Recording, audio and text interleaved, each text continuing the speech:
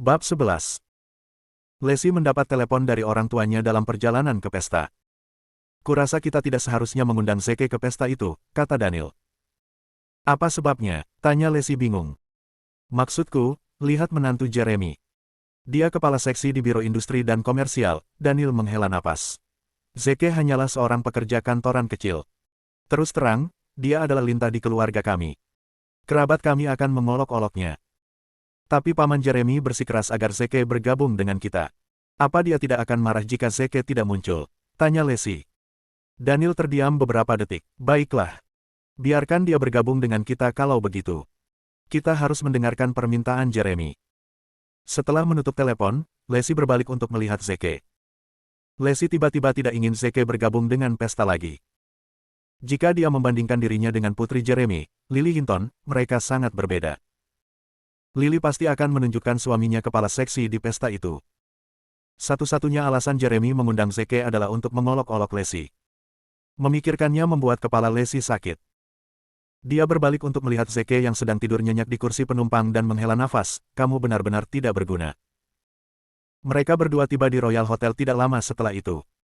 Salah satu ruang makan mewah sudah dipenuhi orang. Jeremy tidak hanya mengundang Lacey dan keluarganya, tetapi juga semua kerabat lainnya. Pesta itu sama besarnya dengan pesta pernikahan. Baik Lily maupun suaminya, Sky Hans, menjadi fokus pesta. Semua kerabat sibuk memberi selamat kepada Jeremy. Tak satu pun dari mereka memperhatikan ketika Lacey dan Zeke masuk. Sky, kamu luar biasa. Aku tidak percaya kamu sudah menjadi kepala seksi di usia yang begitu muda. Lily benar-benar menemukan dirinya sebagai suami yang hebat. Mereka sangat cocok. Hans, tolong jaga anakku setelah dia lulus, oke? Lily Hinton bangga ketika kerabatnya memuji suaminya, sementara Sky pura-pura rendah hati.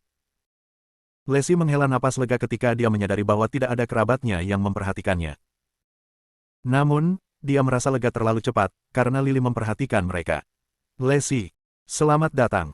Jadi, apa pekerjaan suamimu? Saat Lily membuka mulutnya, semua orang mengalihkan perhatian mereka ke arah Lacey dan Zeke. Dia bekerja di pabrikku. Lacey tergagap. Dia bekerja untukmu. Jadi, pada dasarnya dia hidup darimu. Lily setengah bercanda. Kerumunan meledak dalam tawa, membuat Lacey malu. Hei, aku hanya bercanda.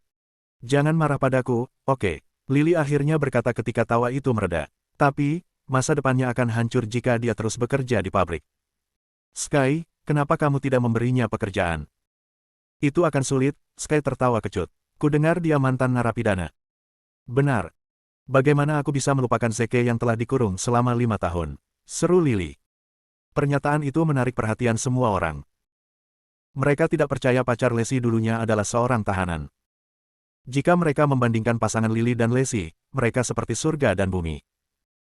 Meskipun kerabat tidak mengatakan apa-apa, tatapan mereka cukup untuk membunuh jiwa seseorang. Baik Daniel maupun Hannah menundukkan kepala untuk menyembunyikan rasa malu mereka. Mereka bertanya-tanya dosa apa yang telah mereka lakukan di kehidupan masa lalu sehingga putri mereka menemukan sampah seperti itu. Daniel pasti sudah mengusir Zeke jika bukan karena orang banyak yang masih menatap mereka. Adapun fakta bahwa Zeke telah membantunya mengamankan posisinya, Daniel benar-benar melupakannya. Jeremy, yang tetap diam sepanjang waktu, tiba-tiba berbicara. Bakat bukan satu-satunya alasan Hans mendapatkan posisinya. Dia juga mendapat bantuan. Bantuan. Bukankah dibutuhkan seseorang yang tinggi dalam hierarki untuk menunjuk posisi seperti Hans? Salah satu kerabat bertanya. Itu Jackson dari keluarga Hamilton, kata Jeremy bangga. Dari apa yang saya tahu, Sky dan Jackson kembali. Pengungkapan itu mengejutkan orang banyak. Maksudmu salah satu dari 4 keluarga besar di kota O'Hare, Hamilton. Astaga, Hans pasti kenal banyak orang. Dia tidak perlu khawatir tentang masa depannya jika dia mengenal seseorang seperti itu. Saya juga mendengar bahwa keluarga Hamilton telah mendapat undangan dari Marsekal Agung. Hans, bisakah Anda bertanya kepada keluarga Hamilton apakah mereka dapat mengamankan posisi penjaga di Grand Ceremony? Heck, bahkan posisi yang lebih bersih pun bisa. Semua kerabat puas dengan Sky Hans. Juga, Jackson Hamilton tertarik pada Lacey, tapi dia malah memilih mantan narapidana itu, lanjut Jeremy. Serius, apakah orang tuanya tidak mengajarimu apa-apa? Dia hanya mempermalukan seluruh keluarga Hinton. Kerumunan tidak bisa mempercayai telinga mereka. Leslie telah memilih mantan tahanan, bukan miliarder. Ini urusan pribadiku. Kamu tidak punya hak untuk memberitahuku apa yang harus kulakukan, teriak Leslie. Tentu saja, aku pamanmu, Jeremy memarahi. Bagaimana kamu bisa membandingkan omong kosong yang tidak berguna itu dengan Jackson? Apakah dia mengenal seseorang di Biro Industri dan Komersial? Bisakah dia mendapatkan posisi kepala seksi seperti Sky? Heck, bisakah dia mendapatkan undangan ke Grand Ceremony? Bagaimana menurutmu? Orang lain akan melihat Hans jika mereka mengetahui dia memiliki mantan narapidana sebagai kerabat. Mata Leslie memerah. Dia tidak percaya dia harus menderita rasa malu seperti itu dari kerabatnya. Zeke mengeluarkan sebatang rokok dan menyalakannya sambil tersenyum. Jika orang-orang ini tahu siapa saya sebenarnya, mereka akan langsung mengencingi celana mereka.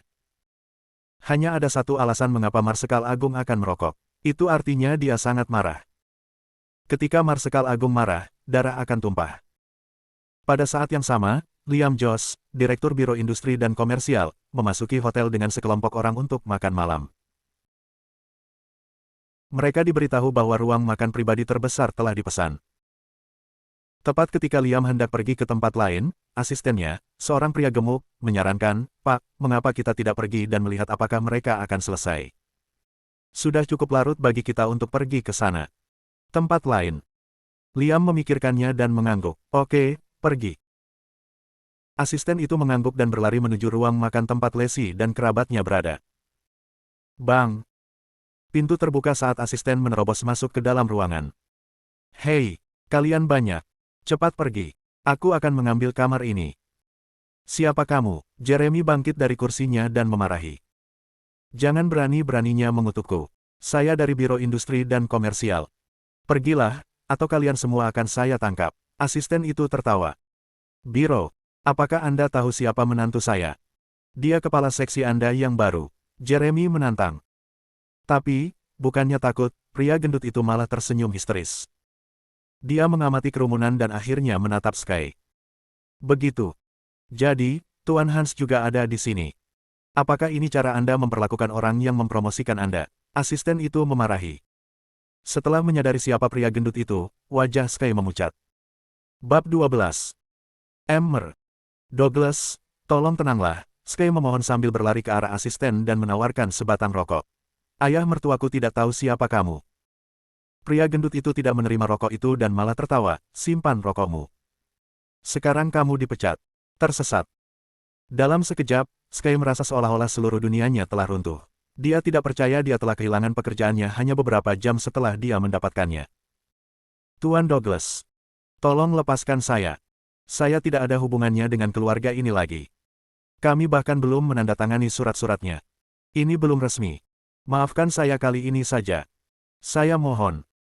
Semua kerabat Jeremy tampak seperti baru saja ditinju di wajahnya. Mereka tidak percaya bahwa Sky Hans, orang yang mereka banggakan dalam keluarga mereka, tidak ada apa-apanya di depan pria gendut itu. Hans harus mengorbankan hubungannya dengan keluarga untuk menyelamatkan posisinya. "Kakak bajingan yang tidak tahu berterima kasih." Jeremy berteriak. "Beraninya kau membelakangi kami." Lily juga memarahi. "Persetan dengan menjadi kepala seksi. Beraninya kau memperlakukan kami seperti ini." Sky berbalik dan mendorong Lily menjauh, sangat keras hingga membuat Lily jatuh ke lantai. "Apakah Anda benar-benar berpikir Anda dalam posisi untuk berbicara? Berikan ruangan ini kepada Mer. Douglas sekarang juga." Sky meraung. Mereka adalah keluarga beberapa saat yang lalu, namun semuanya berubah dalam sekejap mata. Lily tidak bisa menahan air matanya lagi. Jeremy tidak punya pilihan selain menarik kartu terakhirnya. "Apakah Anda tahu siapa keponakan saya yang dijanjikan?" "Jackson Hamilton." Pria gemuk itu memandang Jeremy dan tertawa lebih keras. "Biar ku tebak, kalian adalah keluarga Hinton, kan?" Jeremy mengangguk. "Benar. Ini tunangan Jackson, Leslie Hinton." "Memang, saya harus menunjukkan rasa hormat kepada keluarga Hamilton," kata pria gemuk itu. "Tapi, apa menurutmu Jackson mau berpihak padaku karena kalian?" Pernyataannya mengejutkan seluruh orang banyak. Bahkan keluarga Hamilton tidak bisa menakuti pria gendut itu. "Tetap saja, Leslie Hinton adalah orang yang cukup terkenal sekarang," kata pria gemuk itu sambil menatap Leslie. "Berita tentang dia menolak Jackson benar-benar sesuatu. Jadi, siapa di antara kalian yang menjadi sampah yang dia pilih?" Leslie sangat malu, dia ingin menemukan lubang untuk bersembunyi. Zeke berdiri perlahan, matanya dipenuhi dengan niat membunuh. Hannah Lawson dengan cepat menarik Zeke ke bajunya, ketakutan. Duduklah. Biarkan dia mengatakan apa yang dia inginkan. Jangan khawatir tentang itu, kata Zeke acuh tak acuh. Aku pernah mengalaminya dengan orang-orang yang mengolok-olok Lacey. Sudah waktunya buat contoh dari mereka. Zeke kemudian mengisap rokoknya sebelum memasukkannya ke tenggorokan pria gemuk itu. Sebelum pria gendut itu menyadari apa yang terjadi, Zeke mencengkram lehernya dan mengangkatnya dari lantai. Seorang pria seberat 300 pon dengan mudah diangkat hanya dengan satu tangan Zeke. Pria gemuk itu berjuang kesakitan saat dia terengah-engah. Tapi tidak peduli berapa banyak pria gemuk itu menggeliat, cengkeraman erat Zeke menahannya dengan kuat di tempatnya. Keluarga Hinton tidak bisa mempercayai mata mereka saat Zeke menghukum pria yang berani menantang keluarga Hamilton. Namun mereka juga merasa lega, karena hal ini akan membuat pria gendut itu mengalihkan perhatiannya dari keluarga kepada Zeke. Keluarga Hinton mengira mereka mungkin bisa hidup jika mereka memutuskan hubungan mereka dengan Zeke. Lacey ketakutan dan dengan cepat menghentikan Zeke. Hei, lepaskan dia. Zeke mengayunkan lengannya dan melemparkan pria gemuk itu ke lantai. Pria gemuk itu dengan cepat mencoba mengeluarkan rokoknya, tetapi hanya darah yang keluar. Dasar keparat, laki-laki. Jatuhkan dia, teriak pria gemuk itu.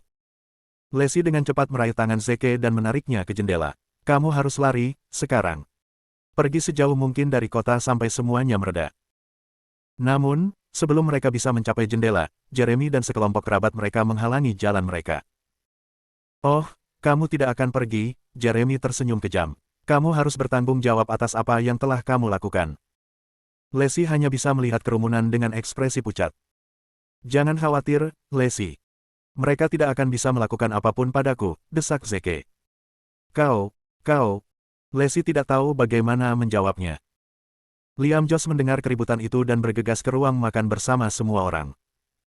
Melihat asistennya terbaring di lantai membuat Liam marah. Siapa yang melakukan ini?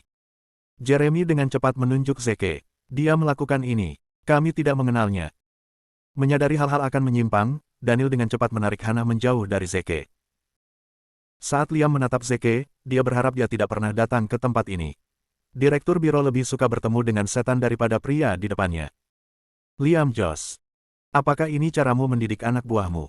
Zeke tersenyum pada Liam, menendang orang keluar dari kamar mereka dan menghina mereka. Liam dengan cepat jatuh ke lantai dan memohon, maafkan saya, Tuan Williams. Saya akan mengambil semua tanggung jawab atas tindakan bawahan saya. Sutradara kemudian menoleh ke pria gendut itu dan memarahi, Preston Douglas. Kamu benar-benar dipecat.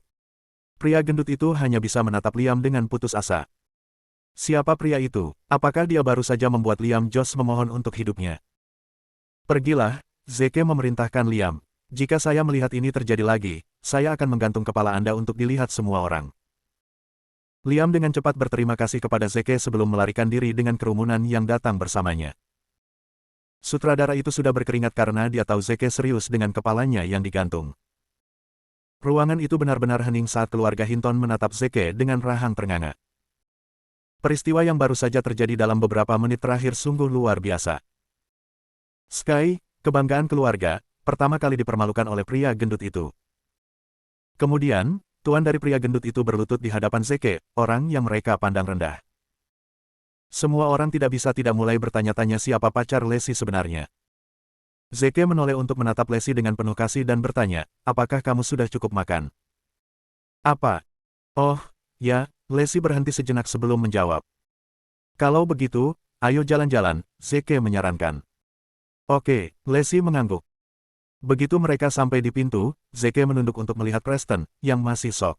Orang-orang ini bilang mereka tidak mengenalku. Kamu dengar itu, kan? Yang dimaksud Zeke adalah karena keluarga dan dia tidak kenal, Preston bebas melakukan apapun yang dia inginkan dengan mereka. Senyum muncul di wajah pria gemuk itu. Saya mengerti. Terima kasih, Tuan Williams.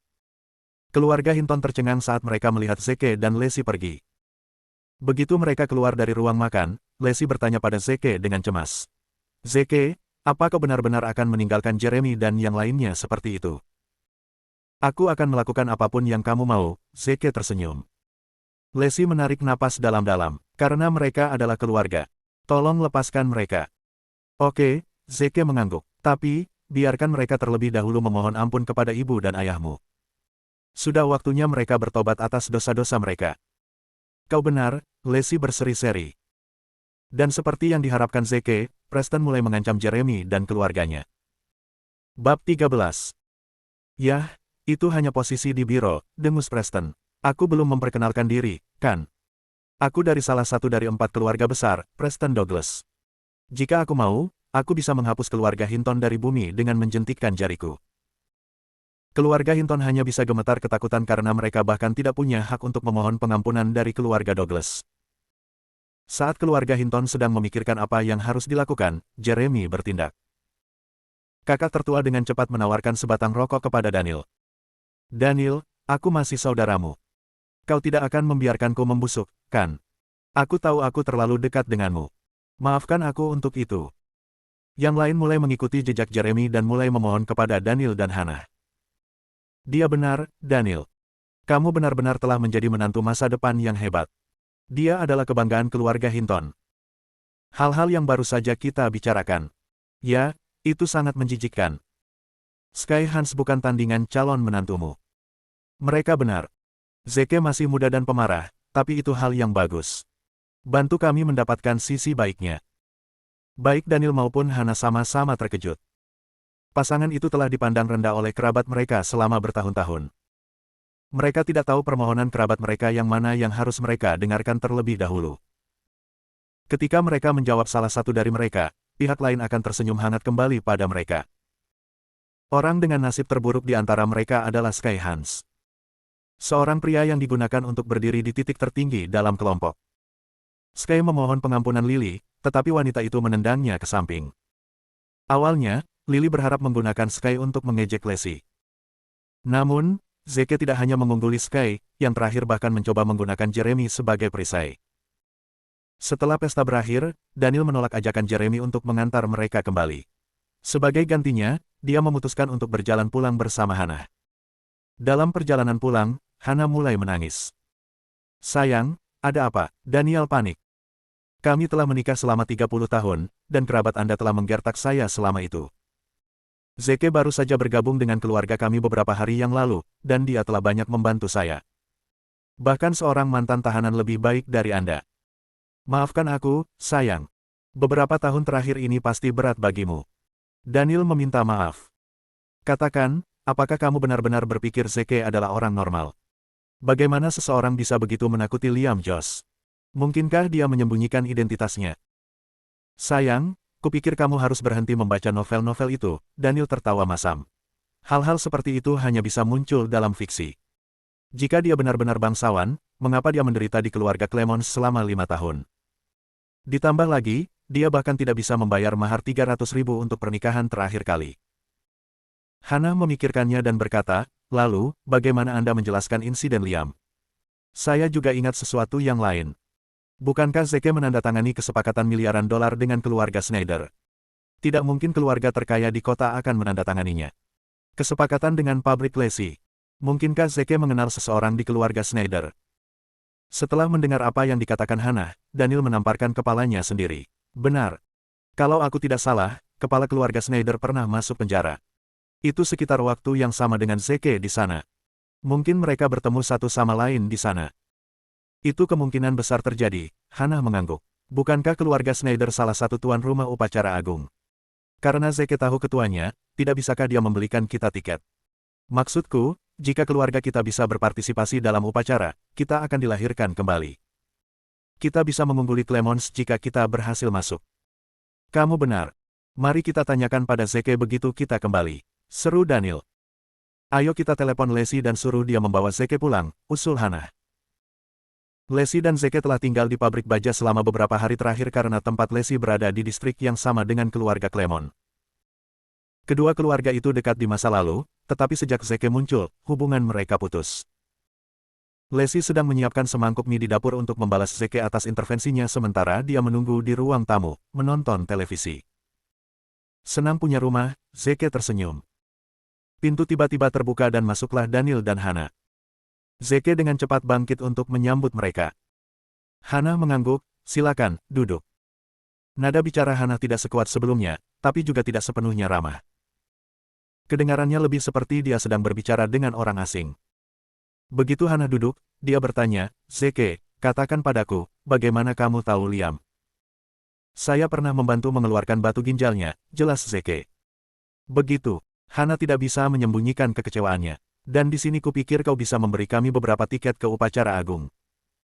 Kalian mau masuk? Aku bisa membawamu ke sana besok jika kamu mau, kata Zeke.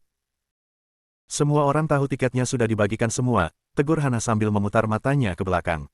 Bagaimana kamu akan melakukan itu? Kehadiran saya akan menjadi tanda seru upacara.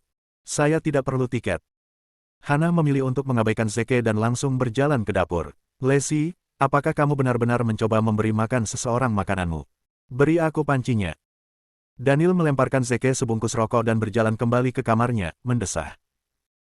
Semangkuk mie dan sebungkus rokok. Hal-hal itu digunakan untuk membalas Zeke atas apa yang telah dia lakukan untuk pasangan yang lebih tua. Meskipun kedua hal itu tidak penting, Zeke senang dengan apa yang dia dapatkan saat dia memakan mie. Lacey mengetuk ponselnya, menggoyangkan kakinya. Dia menunggu sampai Zeke menghabiskan makanannya dan berkata, kamu tidak keberatan tidur di sofa, kan? Zeke hendak menanggapi tetapi Lacey melanjutkan sebelum dia bisa menolak, sudah diputuskan kalau begitu. Zeke menatap Lacey dalam diam, bertanya-tanya apakah orang tuanya tahu betapa nakalnya putri mereka. Lacey, tunggu, teriak Zeke, menghentikan wanita itu. Apa yang salah? Aku akan melamarmu di upacara besok. Sebaiknya kau bersiap-siap. Dan tiketnya. Aku tidak memilikinya. Aku mengerti, Lacey tertawa. Zeke tidak bisa menahan diri untuk tidak mengerutkan kening. Ada apa dengan tawa itu? Pria itu kemudian mengeluarkan ponselnya dan mengirim pesan ke Lone Wolf. Aku akan melamar wanita normal pada upacara besok. Sebarkan beritanya. Lone Wolf menjawab tak lama setelah itu. Dicatat, aku akan mengirim seseorang untuk menjemputmu besok. Sepanjang malam berlalu dengan tenang. Begitu matahari terbit keesokan harinya, Lacey dibangunkan oleh keributan di luar rumah mereka. Dia berjalan keluar dari kamarnya dengan mata masih setengah tertutup dan melihat orang tuanya berdiri di dekat jendela menatap keluar. Kedengarannya seolah-olah ada sesuatu yang berkumpul di daerah mereka. Bu, apa yang terjadi? Lacey bertanya karena penasaran. Lacey, ayo, lihat. Sesuatu yang besar akan jatuh. Seru Hana. Lacey bergabung dengan orang tuanya di jendela. Saat dia melihat keluar dari itu, rahangnya jatuh. Di luar apartemen mereka ada banyak mobil mahal. Ada begitu banyak dari mereka memblokir seluruh jalan. Yang paling penting adalah mobil-mobil ini semua memiliki pelat hitam, yang berarti milik tentara. Semua orang mengintip keluar jendela untuk melihat sekilas apa yang terjadi. Ya Tuhan! Apakah ada orang hidup yang bisa menggerakkan pasukan sebesar itu? Seru Hana. Saya mendengar bahwa Marsekal Agung akan melamar seorang gadis normal pada upacara hari ini, kata Hana. Mungkinkah mobil-mobil ini ada di sini untuk gadis itu? Untuk berpikir bahwa dia tinggal di distrik yang sama dengan kita. Apa? Lacey merasa seperti disambar petir dan berbalik untuk melihat Zeke. Aku akan melamarmu di upacara. Kata-kata Zeke terngiang di kepala Lacey. Bab 14. Marsekal Agung akan melamar seorang wanita yang tinggal di distrik itu. Sebuah pemikiran berani muncul di kepala Lacey. Zeke, jangan bilang, hanya ini kamu. Apakah kamu menyukainya? Zeke tersenyum. Aku tidak tahu. Lacey tergagap. Apa yang kamu bicarakan? Baik Hana dan Daniel bertanya. Ayah, Ibu, Zeke bilang dia akan melamarku di upacara kemarin. Lacey menjelaskan. Apa? Seru Daniel dan Hana, maksudmu? Bahwa Zeke yang mengatur semua ini. Bukankah itu berarti dia? Ayo pergi. Kita tidak boleh membuat mereka menunggu, Zeke tersenyum sambil menurunkan mereka. Keluarga itu pergi bersama Zeke, merasa seolah-olah mereka sedang bermimpi. Tak satu pun dari mereka bisa percaya bahwa Zeke adalah Marsekal Agung. Ketika mereka berjalan keluar dari gedung, mereka melihat bahwa orang banyak telah berkumpul di sekitar keluarga Clemons. Ya Tuhan! Emily, sejak kapan kamu menjadi wanita marsal? Aku tidak percaya aku tinggal di distrik yang sama dengan tunangan Marsekal besar. Suatu kehormatan. Jadi, tentara ada di sini untuk mengantarmu ke upacara. Emily menjadi pusat perhatian, dia tidak bisa menyembunyikan senyumnya. Awalnya, saya bertanya-tanya mengapa Marsekal Agung mengundang orang seperti saya ke upacara agung, kata Emily. Aku tidak pernah menyangka bahwa dia benar-benar ingin melamarku di upacara itu.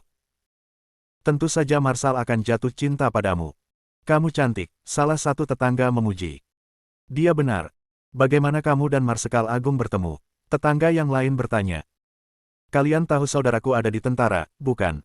Kata Emily. Aku pergi mengunjunginya beberapa hari yang lalu dan bertemu dengan seorang prajurit muda di sana.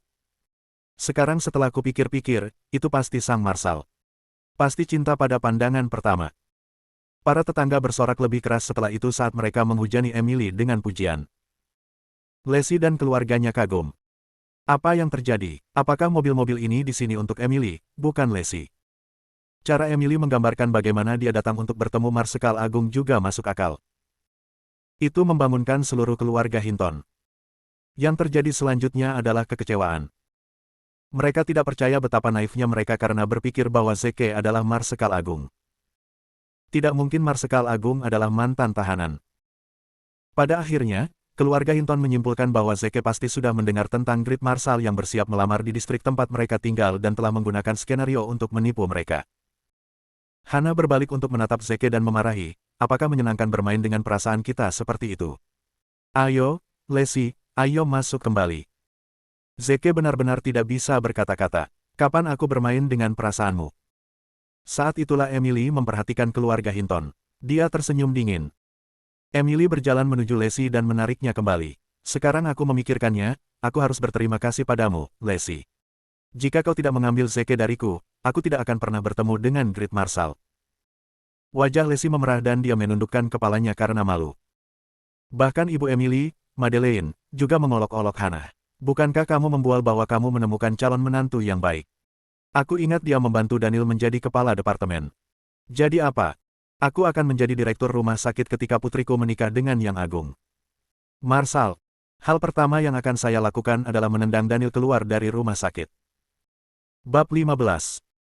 Hana ketakutan dan mulai memohon pada Madeleine.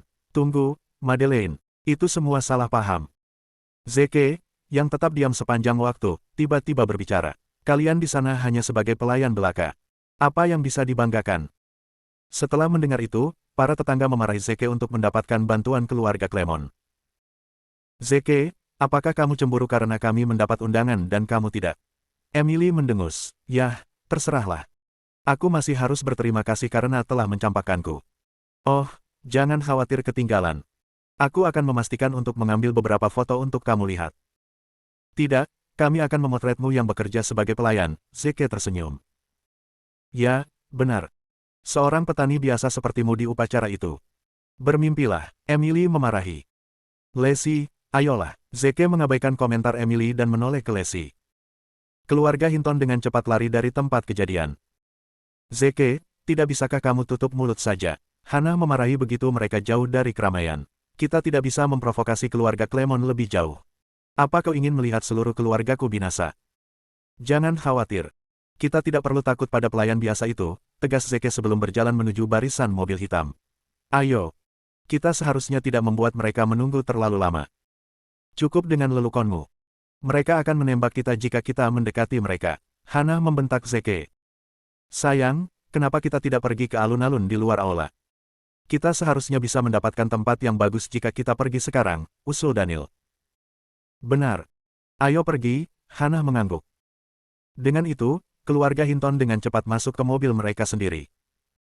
Zeke berdiri diam, tidak tahu apa yang harus dilakukan. Tanpa banyak pilihan tersisa, Zeke memanggil Lone Wolf. Aku akan ke sana sendiri. Kalian kembali dulu. Ya Pak, Lone Wolf menjawab. Di sisi lain, Emily berjalan menuju salah satu mobil paling mewah dengan tetangga mengikuti di belakang seolah-olah mereka sedang mengawal bangsawan. Namun, bahkan sebelum Emily bisa mendekati mobil, barisan kendaraan sudah pergi. Wajah Emily memerah saat dia melambai ke mobil-mobil untuk memberi isyarat agar mereka berhenti. Tidak ada satupun mobil yang berhenti. Itu adalah adegan yang canggung. S***T. Zeke tak berguna itu membuang waktu kita. Madeleine mengutuk. Mereka menyuruh kita bersiap-siap jam 9, dan ini sudah jam 9:10. Ayo, Emily, kita harus ke sana sendiri sekarang. Benar. Ayo pergi, Emily mengangguk. Penjelasan Madeleine membuat para tetangga percaya bahwa memang ada batas waktu. Benar, kalian harus cepat, teriak salah satu tetangga. Ingatlah untuk mengambil beberapa foto untuk membungkam para Hinton. Leslie dan keluarganya melaju melewati lalu lintas dan tiba di tempat tujuan dalam 1 jam. Mereka berhenti di depan aula tempat upacara diadakan. Begitu mereka keluar dari mobil, 4 pria berjas mengepung mereka. Salah satu pria yang tampak seperti pemimpin mereka berjalan ke arah keluarga Hinton dan menawari mereka 3 tiket. Senang bertemu dengan Anda, Tuan Hinton. Ini tiket Anda, kata pria itu. Apa? Keluarga Hinton tidak bisa mempercayai telinga mereka. Orang ini memberi kami tiket ke upacara. Mereka mengalihkan pandangan mereka ke Zeke dan bertanya, kamu serius tentang semuanya?